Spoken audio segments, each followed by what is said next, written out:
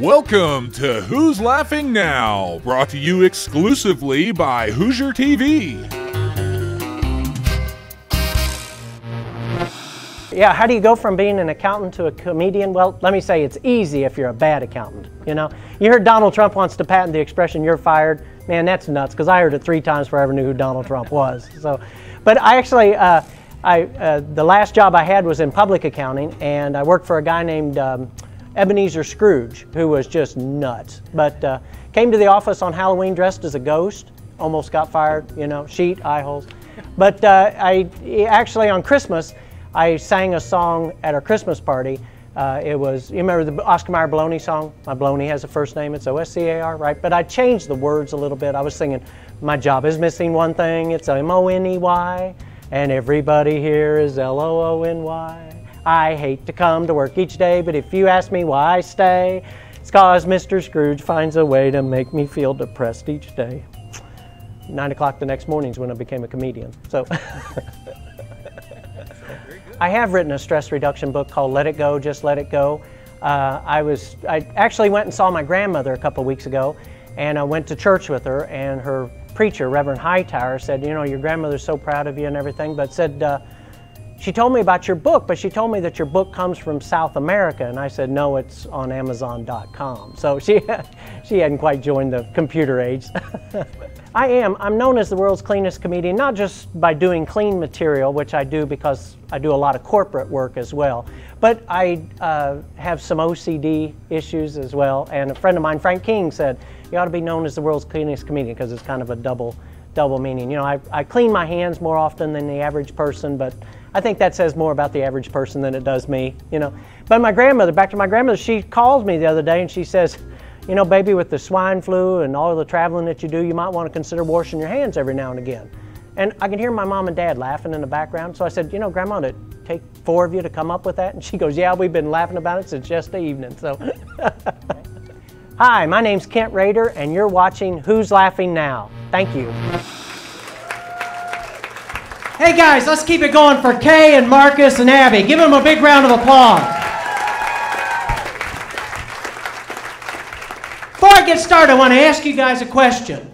How many gadgets are they going to put on a cell phone before they finally say enough? Right? I got a new cell phone last week. It has all sorts of stuff I don't need or understand, like a GPS tracking system. If I want my kids to know where I am, I'll let them out of the trunk.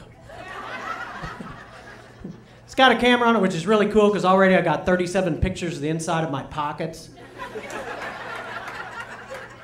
Don't act like you don't know what I'm talking about. You know you're getting old when you no longer understand the technology your generation developed. For me, it's a cell phone. For my parents, it's the television. I stayed at Mom and Dad's last week, and I noticed somehow their closed caption has gotten switched over to Spanish. Again, right? And it must have been that way for a while, because when I asked Mom, "Why is it on Spanish?" she went, "Su papá es loco."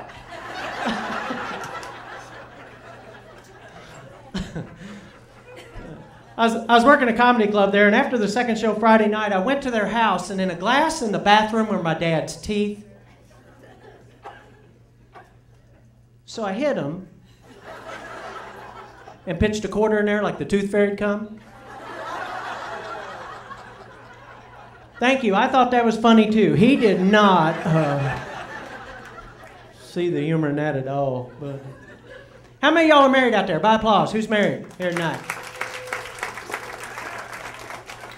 My wife and I have been married, let's see, what is it, 2011? We've been married for ever. We've actually been married 28 years this past March. And thank you. Thank you. Yeah.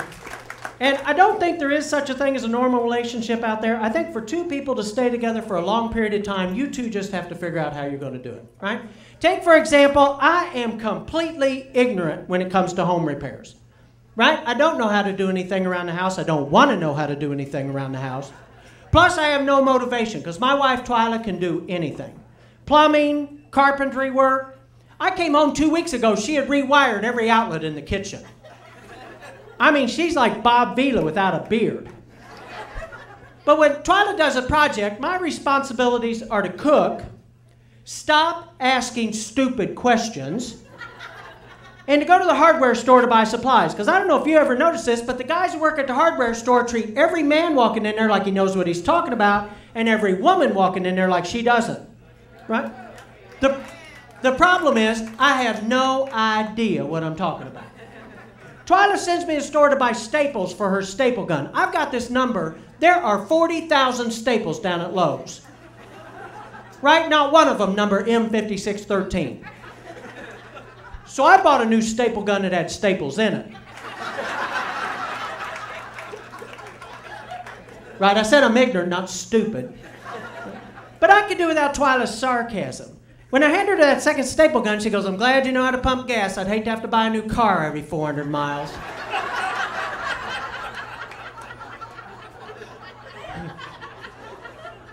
She sends me to the store to buy lumber, right? The entire drive down there, I'm rehearsing. I need 5 number 1 2x4s, 8 feet long. I walk in, find the lumber guy, and I go, "Hey, son, I need 5 number 1 2x4s, 8 feet long." I nailed it. No pun intended, right? He goes, "Oak or pine?" I'm thinking, come on, Kent, you've watched Trading Spaces. You ought to be able to do this, right? So I go, "Well, we're working up there in the attic. What would you suggest?" He goes, "Well, it depends. Are you working on the joist?" Oh, God.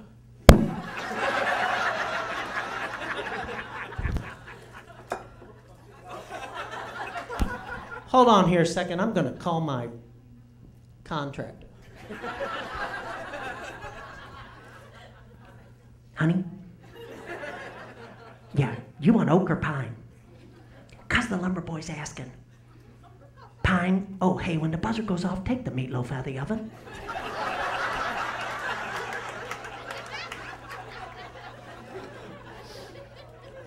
I go, "We'll take pine." Kid goes, "You called your wife?" I go, "Yeah," and he goes, "Man, don't feel bad. 2 months ago, some woman was in here exchanging a staple gun because her husband's too stupid to buy staples."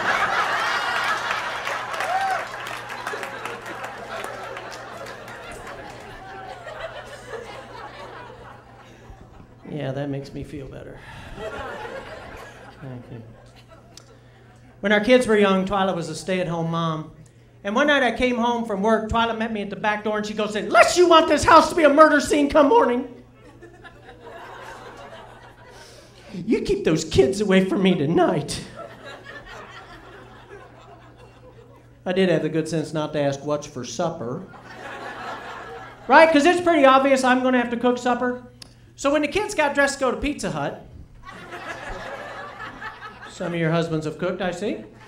Our daughter Maggie, who is 3, is wearing her Easter dress, which is this light blue dress with white lace that she called the Purple Daz. Nobody knows why.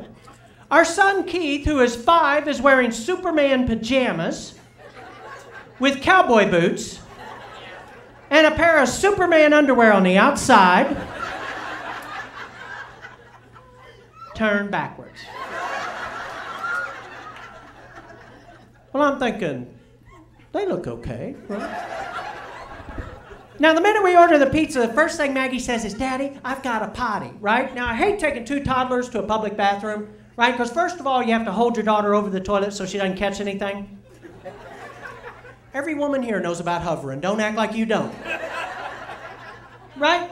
And with little girls, you gotta angle them just right so they don't pee all over your shoes, you know? At the same time, you have to watch the boy, making sure he isn't touching everything, getting his hands all germy, right? When Maggie hikes up the Purple Daz, I notice she's not wearing underpants.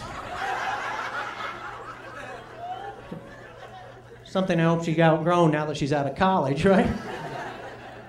So I'm thinking if somebody sees this, they're going to think I'm a pervert, right? So I turn to the boy.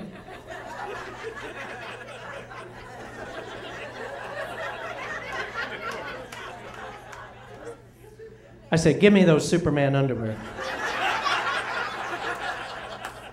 I'm not kidding. He goes, "But Dad, they contain my superpowers." Really? I go, well, so do mine, but mine are too big for her. When the waitress brings us our pizza, Maggie goes, you know I'm wearing my brother's Superman panties.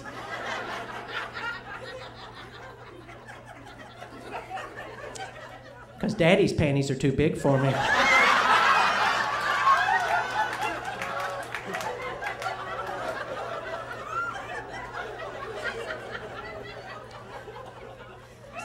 Said, did you know Daddy's panties contain his superpowers?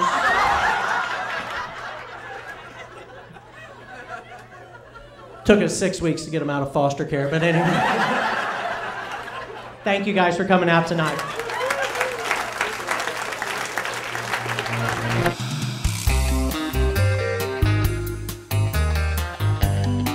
Thanks for watching Who's Laughing Now, brought to you exclusively by Hoosier TV.